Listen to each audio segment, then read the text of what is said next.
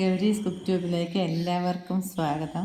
ഇന്ന് ഉണക്കലരി വെച്ചിട്ടുള്ള പാൽപ്പായസം കുക്കറിൽ ഉണ്ടാക്കുന്നത് എങ്ങനെയാണെന്നാണ് കാണിക്കാൻ പോകുന്നത്. അര ഗ്ലാസ് ഉണക്കലരി എടുത്തിട്ടുണ്ട്. നെല്ല് ഉണക്കിയ ശേഷം പുഴുങ്ങാതെ കുത്തിയെടുക്കുന്നതിന് ഉണക്കലരി എന്ന് പറയുന്നത് എല്ലാവർക്കും അറിയാം. ഇനി ഇതിലേക്ക് വെള്ളം ഒഴിച്ച് കഴുകിയെടുക്കാം. വെള്ളം ഒഴിച്ച ഉടനെ തന്നെ 1-2 പ്രാവശ്യം കഴുകിയെടുക്കണം. അതേസമയം വെള്ളത്തിലിട്ട് വയ്ക്കരുത്. അതിനുശേഷം വെള്ളം പോകാൻ വേണ്ടി ഊറ്റി വയ്ക്കണം. ചൂടായ പാത്രത്തിലേക്ക് 2 ടേബിൾ സ്പൂൺ നെയ്യ് ഒഴിക്കാം. വെള്ളം പോകാൻ വേണ്ടി ഏകദേശം 10 മിനിറ്റോളം വെച്ചിട്ടുണ്ടായിരുന്നു. ഇപ്പോൾ നല്ല ഡ്രൈ ആയിട്ടുണ്ട്. ഇതുപോലെ ഉണങ്ങിയിരിക്കണം. അരിയും നെയ്യും കൂടെ ഒന്ന് ചൂടാകാൻ വേണ്ടി 1 മിനിറ്റ് ഒന്ന് ഇളക്കിയെടുക്കാം. അര ഗ്ലാസ് അരിക്ക് 1 ഗ്ലാസ് പഞ്ചസാരയാണ് ചേർക്കുന്നത്. ഏത് പാത്രത്തിലാണ് നമ്മൾ എടുക്കുന്നതെന്ന് വെച്ചാൽ അതേ പാത്രത്തിൽ തന്നെ പഞ്ചസാര എടുക്കാം. പഞ്ചസാര അതുപോലെ 1 മിനിറ്റ് ഇളക്കിയാൽ മതിയാവും. വെള്ളം ചേർക്കാതെ തിളപ്പിച്ച പാല് കാച്ചിയ ശേഷം 4 ഗ്ലാസ് എടുത്തിട്ടുണ്ട്. പഞ്ചസാര എടുത്ത് അതേ ഗ്ലാസ്സിൽ തന്നെ എടുത്തിരിക്കുന്നത്.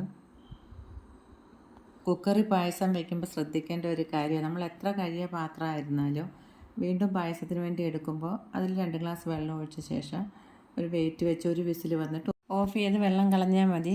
എരിവും പുളിയൊക്കെ ഉപയോഗിക്കുന്ന കുക്കറാണെങ്കിൽ ഇങ്ങനെ ചെയ്യുന്നത് നല്ലതായിരിക്കും. പാലൊഴിച്ച ഉടനെ അടയ്ക്കരുത്. ഇതുപോലെ ഇടയ്ക്കിടയ്ക്ക് ഇളക്കി കൊടുത്തുകൊണ്ടിരിക്കണം. ഇപ്പം നമ്മൾ മീഡിയം ഫ്ലെയിമിലാണ് വെച്ചിട്ടുള്ളത്.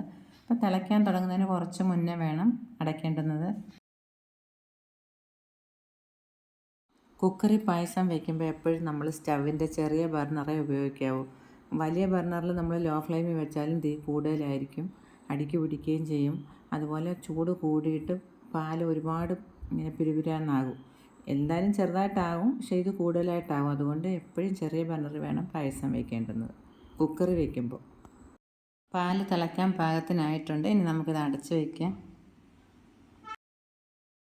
സ്റ്റീം വന്നിട്ടുണ്ട്. ഇനി വെയിറ്റ് വയ്ക്കാം.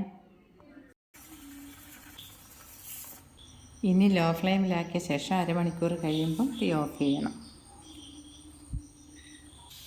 ഇപ്പോൾ അരമണിക്കൂർ ആയിട്ടുണ്ട്. ഇനി തീ ഓഫ് ചെയ്യാം. പ്രഷർ പോയ ശേഷം കുക്കർ തുറന്ന് നോക്കാം.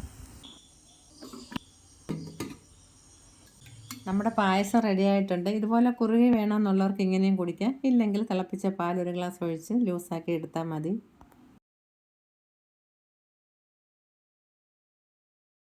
എല്ലാവർക്കും ഓണാശംസകൾ നേരുന്നു. വീണ്ടും കാണാം. നന്ദി, നമസ്കാരം.